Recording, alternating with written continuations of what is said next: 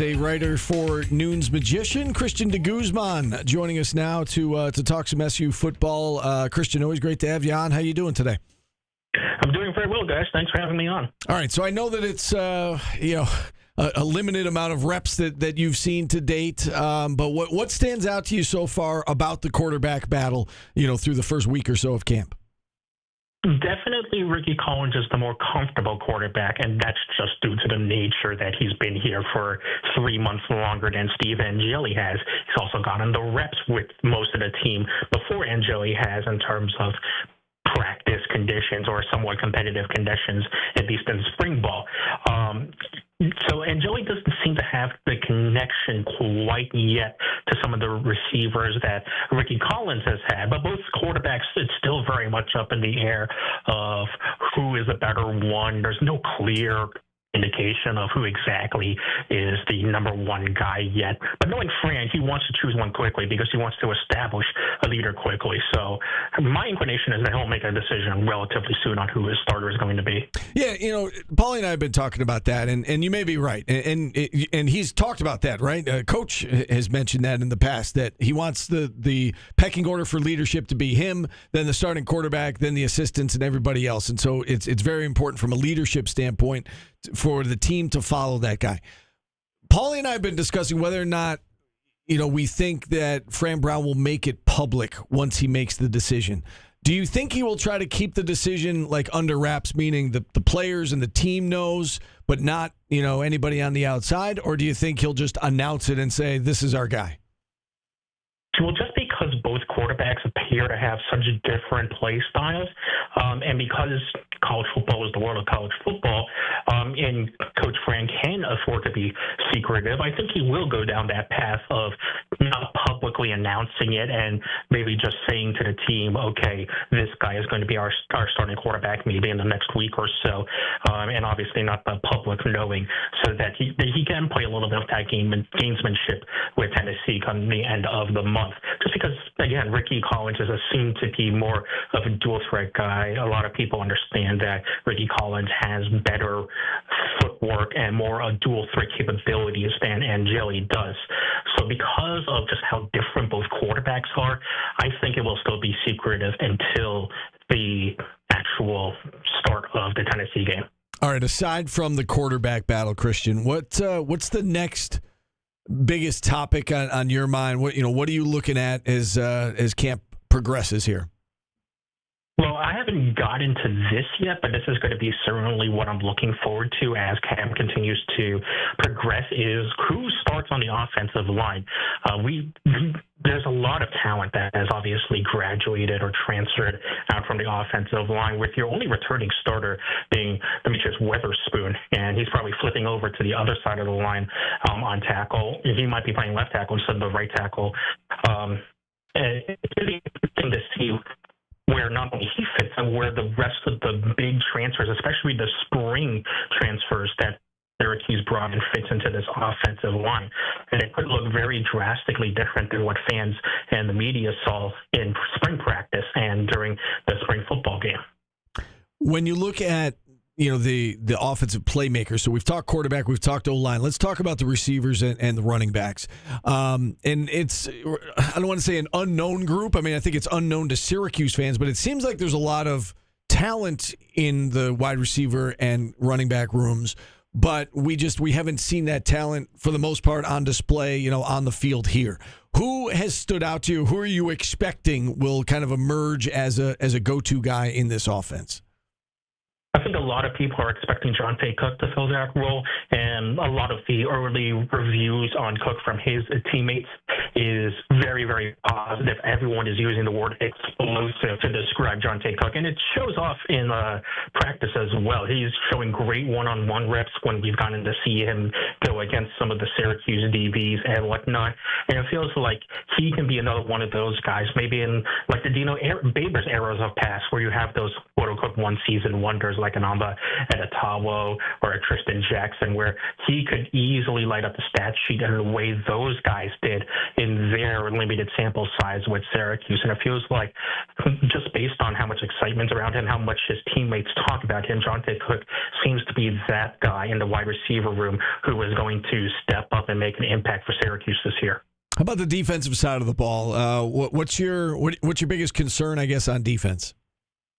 Linebacker depth. It's so interesting to see how that's going to play out, just because also there's so much rotation that goes in and out of Elijah Robinson's system, but you really only saw Marlo Wax and Justin Barron as linebackers last year. Now you have Derek McDonald, who you assume is going to be the number one linebacker. Who steps up next to him? Is it going to be Gary Bryant, who Syracuse brought in? Is it going to be one of the other younger guys who seems like they have a lot of potential as well? Maybe a James Hurd or a Zion Moultrie-Goodard even. It's interesting to see how Syracuse is going to attack that, and even how many linebackers is Syracuse going to use. Is it going to be the 4-2-5 formation that we saw early on in the year? Or is it going to be a shift back to the 3-3-5 like Syracuse kind of had to adjust to as injuries kind of piled up? So the linebacker core gets very, very interesting to see how that all shakes out. From a special teams perspective, obviously Jack Stonehouse is getting a lot of preseason accolades. It seems like they're in good hands at the punter position. How about at place kicker? And, I don't know how much that's been touched on or come up during the first week or so of camp, but do you feel as though the coaches are confident in the kicking game, or will be confident in the kicking game come the Tennessee opener? I'm going to be honest, I don't have the best touch on that, but again, it's going to be something that Syracuse fans are going to have to look out for. Fran Brown had said that they were trying to get a waiver for Jackson Kennedy to play this year, and that waiver was denied. So Syracuse is going to need a new place kicker. They still have Jada No, who started a couple of games last year. They're bringing in the Iowa transfer and Trip Woody as well, but at the same time, it doesn't sound like they've made a concrete decision on who's going to be that starting place kicker, and it's going to be probably another one of those where we're going to have to wait and see until Tennessee in Atlanta who that starting job is going towards. Yeah, for sure. You look at the schedule, Christian. We all know how difficult it is, and the games away from the Dome are legit, right? Beginning with Tennessee, and they've got Notre Dame out of conference. Clemson, SMU, Georgia Tech. The list goes on. Of the away games, which one do you think is the most winnable for this team? Is it Tennessee right off the bat? It's hard to say that, especially since Tennessee is one of the many ranked opponents that Syracuse is going to be facing. Preseason coaches poll just came out, and Tennessee clocks in at 18. So that's already, if it wasn't already clear, it's a big test to start off. I think the best chance you're going to get at a win for Syracuse, I think, is probably the Georgia Tech game. And just by virtue of seeing the other opponents on the schedule, you beat Georgia Tech last year. You haven't had necessarily the best success against the Yellow Jackets at Bobby Dodd Stadium.